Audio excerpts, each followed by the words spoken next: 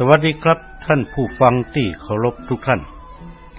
สถานที่สำคัญแห่งหนึ่งในจังหวัดลำพูนอยู่ห่างจากที่ว่าการอำเภอเมืองลำพูน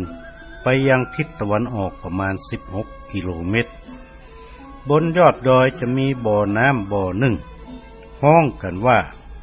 บ่อน้ำทิพย์จะใช้เป็นน้ำส่งพระธาตุหฤปุญใจจังหวัดลำพูนทุกปีนอกจากนี้ทางราชการยังใช้เป็นน้ำมูลธาพิเศษของพระมหากษัตริย์ไทยนั่นก็คือน้ำบ่อทิพย์บนดอยขมอวันนี้ก็เป็นโอกาสอันดีที่ผมจะเล่าถึงน้ำบ่อทิพย์บนดอยขมอมาให้ท่านฟัง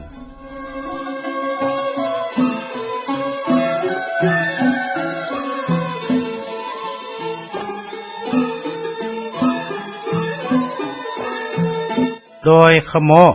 เดิมชื่อว่าดอยคว่ำหม้อเพราะลักษณะของดอยคล้ายๆหม้อคว่ำแต่ต่อมาเพี้ยนมาเป็นดอยขมออยู่ยังตำบลบักเขือแจ้อำเภอเมืองจังหวัดลำพูนตำนานดอยขมอกล่าวว่าเมื่อพระพุทธเจ้าเสด็จโปรดสัตว์มายังที่ต่างๆก็ได้มาแวะฉันอาหารที่บนดอยแห่งนี้แต่บ่มีน้ำมาเสวยก็ฮื้อพระอานนท์ไปตักน้ำที่ห้วยแห่งหนึ่งชื่อว่าห้วยแม่ติ๊บพระอานนท์ก็ฟังเดินทางไปทางทิศเหนือของดอยแห่งนี้ทันที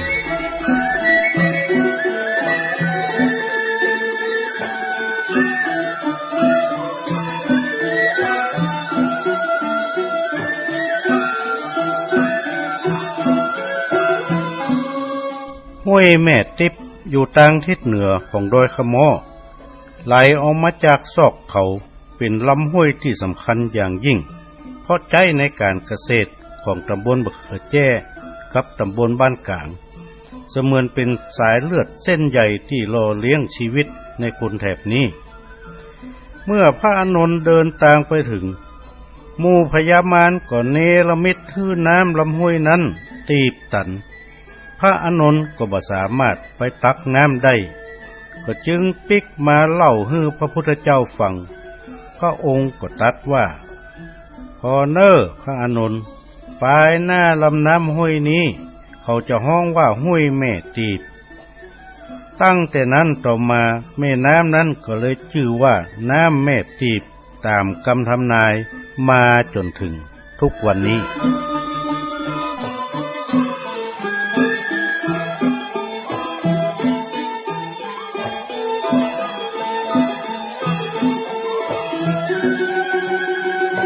พระพุทธเจ้าก็กล่าวกับพระอานนท์ว่า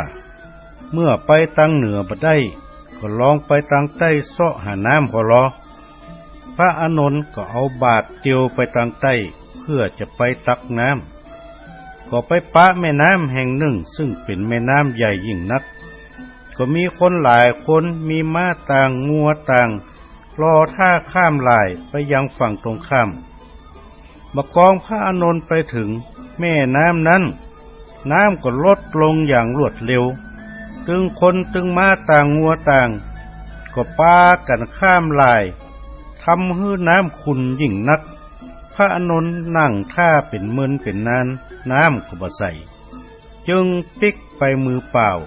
โดยบ่ได้น้ำแม้แต่น้อยเดียว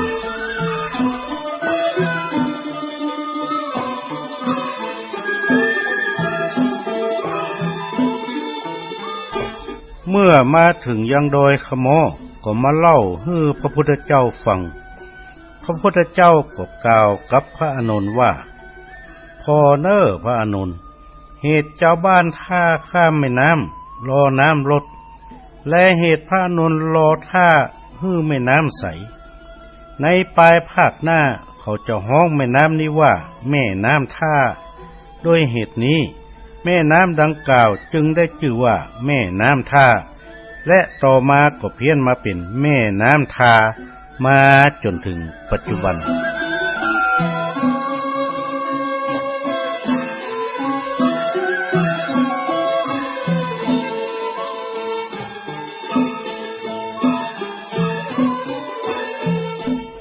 เมื่อ อไปทางเหนือก็บ่ได้น้ำไปทางใต้ก็บ่ได้น้ำพระพุทธเจ้าก็ฮื้อพระอานนท์ลองไปทางตะวันตกขอรอ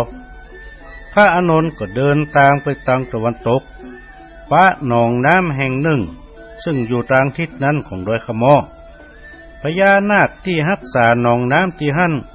ก็ดลบันดาลให้น้ำแห้งหนองนั้นก็แห้งหายไปพระอานนท์ก็เลยปิกไปรายงานต่อพระพุทธเจ้าพระพุทธเจ้าก็ว่าพระอานนท์เอ๋ยพอเนอพระอานนท์ในปลายภาคหน้าหนองน้ำแห่งนี้เขาจะฮ้องว่าหนองแล้งก็เลยกลายมาเป็นหนองแล้งมาจนถึงปัจจุบัน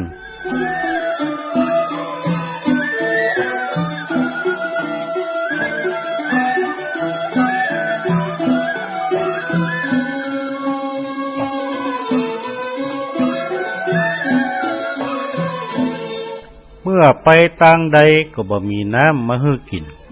พระพุทธเจ้าจึงอธิษฐานแล้วก็เอานิ้วกดลงแผ่นหินบนดอยที่หั่น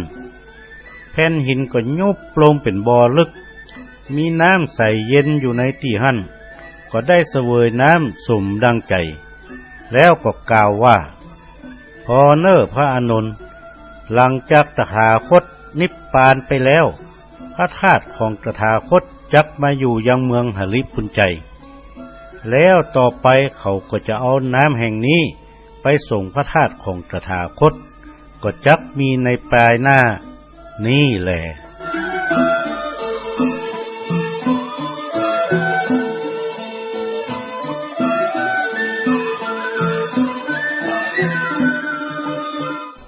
ท่านผู้ฟังที่เคารพครับนี่คือตำนานดอยขมอซึ่งผมก็ได้นำมาเล่าให้ท่านฟังจบแล้วครับ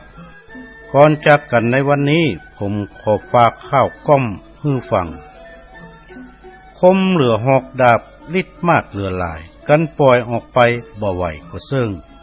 ได้ดีหรือดับอับโจกสรรเสริญล่ำรวยเจริญหรือตุกอยู่ที่กำปากจะยากจะสุกก็สุดที่หั่นกำคน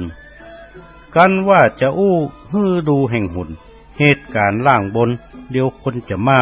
เดียวคนจะเมาวันนี้ผมนานวาดขอวาดวางลงเต้าอี้เต้านี้แลสวัสดีครับ